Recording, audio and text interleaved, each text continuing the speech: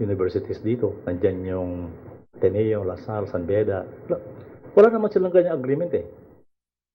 So why do they exist? The freedom of expression is there, the freedom of academic freedom is there. Lahat ng freedom they enjoy. So how come that they will equate the abrogation of this contract na may militarize namin yung UP? No. Now, only UP has this kind of agreement. Why? What makes UP so special to have this kind of treatment? Sir, was the UP academe consulted before you decided to abrogate this? No. How come, sir? Could you give us an explanation? This agreement is a meeting of two minds, ano? It is a meeting of two minds. Kung kaya na lang isa, I think consultation is actually it's not needed. It's useless, no? Sir, if I may. Yes. I may answer. The abrogation of the agreement by the Secretary of National Defense, even if he did that unilaterally, is not in violation of any provisions of contract or any agreement. The fact is, the agreement has been voided by the passage of time. When the agreement was signed in 1989, it was between the Secretary of National Defense, who has under his powers the Armed Forces of the Philippines, being one of its department. And the AFP then is comprised by the Philippine Army, Philippine Air Force, and the Philippine Navy, and the Philippine Constabulary Integrated National Police. In 1991, with the passage of the PNP law, under the 1987 Constitution, there has to be a one police force which is civilian in character and national in scope. It practically, it removed the PNP from the agreement. So therefore, this agreement is void insofar as the PNP is concerned, and there has been a substantial change in the parties to the contract. So therefore, since 1991, this agreement has been voided by the substantial difference in the parties to the contract. That is under the doctrine of rebus sic stantibus, or the fundamental change in the composition or circumstances of the party. Second point, the 1989 agreement is contrary to public policy because it is inimical to public interest. Why? Because under this agreement, if you have seen that agreement, it says there that the AFP and the police cannot just enter the University of the Philippines, even if they have with them arrest warrants or search warrants. This means that we are depriving the public their right to be ensured to be safe. Paano na lamang po kung mayroong Shabu Laboratory, for instance, sa loob ng University of the Philippines community or campus, and then meron po tayong valid arrest warrant at search warrant. Ang hinihingi po ng agreement na ito, kailangang dadaan muna tayo sa UP administration upang ipaalam bago tayo mag-search. And it violates the rules of court. Nowhere in the rules of court does it say that there's another step that law enforcers should do before they could implement a valid arrest and a valid warrant. Therefore, this is contrary to public policy. And the third, among many other reasons that we could cite, is the doctrine of qualified political agency, which means that under that doctrine, ang isang secretary ay alter ego ng isang pangulo. In that case, it was during the time of Secretary Ramos as the Secretary of National Defense that he undertook and he signed this agreement. But now that the incumbent Secretary of National Defense has revoked it, has abrogated the agreement, and it was agreed upon by no less than the President of the Republic, then that makes the act of the Secretary of National Defense, now Secretary Lorenzana, valid, legal, and binding. Okay. Sir, one follow-up. Will we entertain or welcome any appeal from UP kung meron man?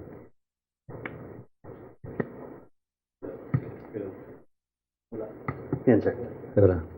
Yes, I am open to dialogue with them. I appreciate the intercession of a lot of well-meaning people like the members of the Senate who passed a resolution for us to dialogue.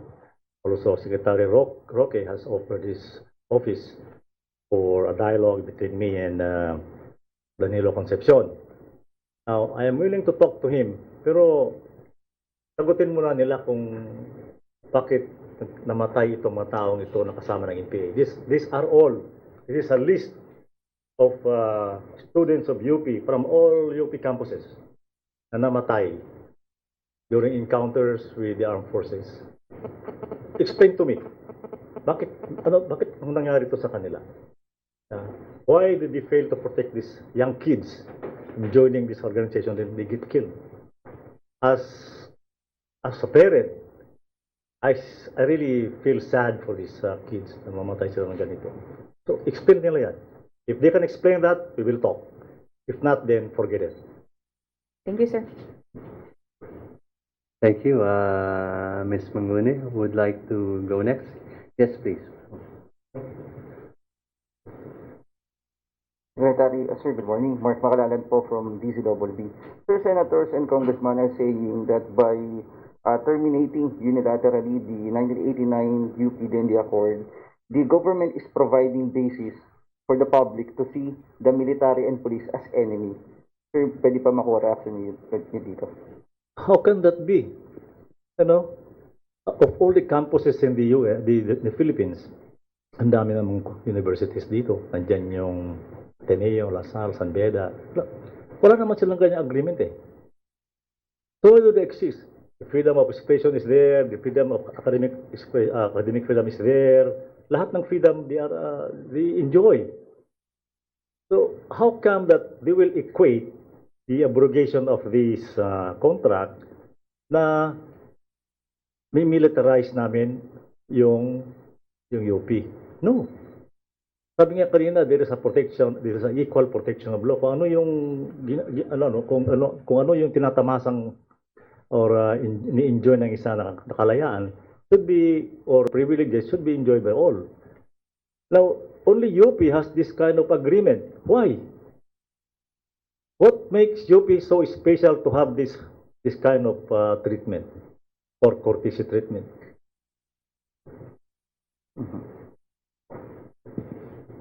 Sir, kung makapagdagdag lang ako. As we speak today, ongoing yung coverage ng media doon sa 1:1 million gardens ng Civil Relations Service na nandun mismo sa loob ng barangay UP campus. Ito ay pagpapatunay na ang armed forces ay hindi kalaban. Na ang armed forces pag pumapasok sa mga kampo sa mga eskwelahan, halimbawa ito na nga particular ang UP. Ngayong araw na ito nangyayari. Ay hindi ibig sabihin nun ay militarisasyon. Kung hindi kooperasyon, pagtutulungan sa pagitan ng yung mga sundalo at ng mga mamamayan sa komunidad ng UP upang para sa kaunlaran, para sa pagsulong, hindi para sa militarisasyon. So this is just one among the many circumstances that we could cite to you na magandang cooperation between the military and the members of the community of schools. In this particular case ng University of the Philippines. Okay. Sir, by Representative Ed Salagman filed House resolution that urges the House Committee on Human Rights to conduct immediate inquiry in aid of legislation to the termination of UP-Dnd Accord. Bukas po ba tayo na magkaroon po ng inquiry dito? Yeah, of course. If they call me for, I will welcome that. I will welcome this inquiry. Paliwanag po, baka pwedeng maging specific kayo. Ano ba yung gustong gawin ng AFP sa loob ng UP campuses na hindi nila magawa dahil meron pang UP-Dnd Accord? Para kasi ngayon very broad yung usapan, yung discussion. Ano ba talaga yung gusto niyo gawin na hindi niyo magawa noon? Well, kagaya ng binanggit natin sa kanila, itutok na lang natin doon sa letter and spirit of the agreement. Sinasabi doon na kung meron tayong kailangan gawing pag-aresto o pag-search sa loob ng University of the Philippines, sa campus or community, hindi lang sa UP Diliman or UP Los Baños, kundi sa lahat ng mga UP communities, ay hindi natin po pwedeng gawin nang hindi tayo kinakailangan, nang hindi tayo nagpapaalam o kumukuha ng permiso sa administrasyon ng University of the Philippines, sa OIC, o kung sino mang merong kapangyarihan na mag-grant nito. Itatanong ko po sa inyo, kung kayo po ba ay nangangamba na merong droga na maaaring mapunta sa ating mga anak, hahayaan nating makatakas yung may-ari ng Shabu Laboratory o gumagawa ng Shabu Laboratory na yon dahil lamang meron tayong kinakailangang gagawing pagpapaalam sa isang administrasyon. It's very cumbersome, ano po, at hindi lang, it's even violative nga of public policy. Pag ginawa po natin yon, delikado na makatakas yung taong ating uhulihin o maitakas ang mga ebidensya o mga bagay na illegal na ginagawa kung hindi tayo kaagad papayagan na magsagawa ng searches. Sa katunayan nga po, dahil nga po sa realidad na yan, pinapayagan ng korte ngayon na ang isang search warrant or warrant of arrest ay pwede mong i-apply kahit saang lugar. Hindi necessarily kung saang lugar ka magagawa ng pag-aresto o paghalugog. Dahil nga po sa katotohanan na bago natin maisagawa yun, pag nag-apply pa tayo ng search warrant doon o warrant of arrest, bago natin magawa yun, malamang alam na nung taong huhulihin natin o bahay o anumang facility na isi-search natin yung ating pag-apply. Ngayon, kung meron na nga po tayong valid search warrant and it boils down to the courts na tumahanap ng probable cause kung bakit sila mag-i-issue ng arrest warrant o search warrant, meron na tayo noon and yet hindi pa natin magawa dahil meron tayong pinangingilagan na agreement na kagaya nito na meron sa University of the Philippines. Para naman po yatang hindi siya naaayon sa kapakanan ng lahat at naaayon sa ano ang dapat na kung meron ka ng search warrant or arrest warrant, pwede mo nang hulihin yung isang taong pinaghahanap o kailangang hulihin base sa warrant na yon sapagkat meron pang isang agreement na kailangan nating isaalang-alang. And again, it is violation of the rules of court na wala namang sinasabi doon sa rules of court na pag magsasagawa kayo ng pag-aresto o paghahalugog sa ilalim ng isang valid warrant, ay kailangan nyo pang magpaalam sa ibang tao o isang tao bago ninyo legally magawa ang inyong dapat gawin based on those warrants. Okay, bottom line, ang dapat tanong is, hindi yung what do you want to do inside. Kasi ang implication niyan parang papasokin na ng mga military at saka police yung UP, ano? Ang question siguro is, we should focus on what we cannot do to implement the laws of the land because of the agreement. That is the crux of the question, of the problem. Thank you. Qualify ko lang yung tanong ko. Kasi yung mga examples na ginagamit din drugs, medyo ibang usapin siya. Has there ever been an experience of the security forces na gusto nyong mag-serve ng arrest warrant sa isang purported communist, purported recruiter or member of the NPA inside campus na hindi ninyo nagawa successfully because of this accord? I think we do not need an example, ano? Kasi dapat pantay-pantay lahat yung mga schools. We can do this in Ateneo. Why can't we do it in UP? We don't need an example here. Kasi very clear naman yung agreement. Why do they need an agreement in the first place? Sabi ko, kung na yan, outdated na, obsolete. It has served its purpose, so it's time to terminate it. Sir, ito po bang concern na ito? Di ba nakalagay sa accord na twice a year you're supposed to convene, the parties to this accord are supposed to convene and check up on each other. Has this concern ever been brought up? Meron po bang naging troubleshooting, so to speak, na para ma-solve yung pangangailangan ninyo with the UP officials? No. This is my assumption as the Secretary of Defense. I think there's not been any consultation between the UP. No, teka muna. Kasi, let's go back to the agreement, ano. I go back to my agreement na bakit kailangan ng UP ito at hindi kailangan ng ibang eskwelahan? Why do they need it? Tell me, bakit kailangan ko ikaw, taga-UP ka? Ba't mo kailangan to? Atenista po ako, SND. So tell me, aktivista ka para hindi ka. Ang alam ko lang sa history for this was triggered by an arrest of a student activist who In 19 89. 89. That was too long ago. 30 years ago na yan eh. Times have changed, Sarah. Wala na kami inaris na tao doon since then. So I think this agreement has outlived its usefulness. Sir, baka may dagdag ko lang, sir. Sige. Yung doktrina ng Equal Protection Clause, no? Other schools can invoke it, no? If that could be accorded to UP, why can't they enjoy the same? At sabi nga ni Secretary Lorenzana, it shouldn't be deprived, they shouldn't be deprived, or this privilege, or this agreement, or this agreement that happened between UP and the DND may also be demanded by other schools. So sa ilalim ng doktrina na yan, lahat sila hihingi ng ganyang pribileyo, lahat ng ganyang kurtesiya na ipinagkaloob dati ng Department of National Defense. Let's go further, no? Bigyan na rin natin lahat lahat ng schools, pati elementary, bigyan na natin. Then ay siguro sa susunod hihingi din yung LGU na magpapaalam sa kanila yung police bago makapagtayo ng ng presinto. So let us be fair to everybody here. Itong masyado nang napapaboran yung UP because of this agreement. So kung sa kanila that in doing this, we should give it to Ateneo, Lasal, San Beda, and every schools here in Metro Manila. Para pantay-pantay. Sabi nga ni Atty. Arevalo, equal protection of the law.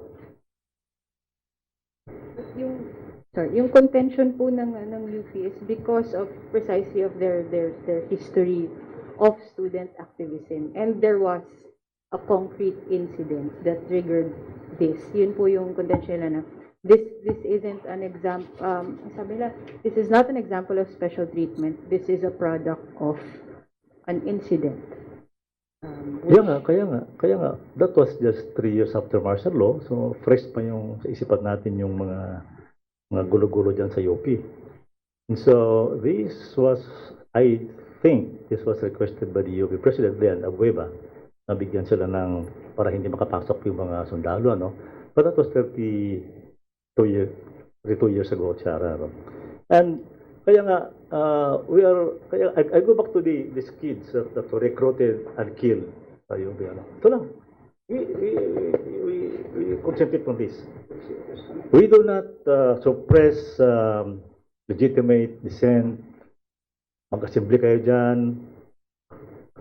This morning when you woke up, nakakapag-tweet kayo, you can form a